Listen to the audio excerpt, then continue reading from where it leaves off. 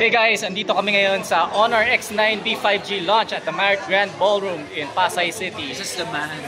Right, and with me is Mark of Tech Pinas. Yes, Mark, hi ano guys. height mo? 5'8". 5'8". Okay, and we are using the selfie camera, 32 megapixel selfie camera of the Honor X9B. Okay, basta yung quality ng video. Okay ba? And maraming nagko-complain sa social media na baka fake daw or puro cut yung mga smashes at drop test ng Honor X9B. So ngayon, papatunayan natin. Oo. At gagamitin natin mismo ito, walang cut. Walang cut. Tsaka gamit talaga yung selfie camera. Gamit yung phone. So mas matangad sa akin si Mark, siya yung ating taga-drop test. Okay, we're gonna drop it here. Alright.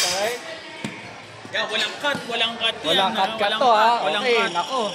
Ayan, so ngayon, drop test natin from 5 feet eh. From 5'8". 5'8". Sige, sa height ko mismo ha. Ayan, bagsak natin. Okay guys, check nyo. Ayan ha. Yan, ready? Let's go. 1, 2, 3. Boom! Oh, walang cut. Okay pa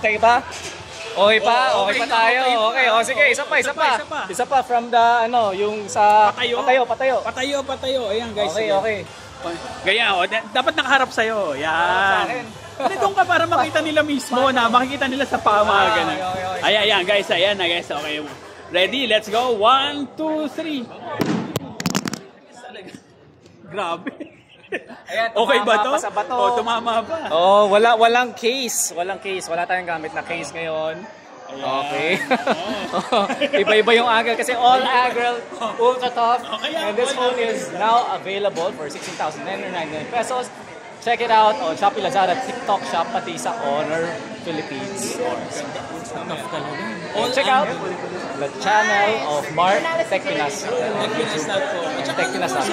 Support my guy. Siyempre, diba? The whole team. Alright.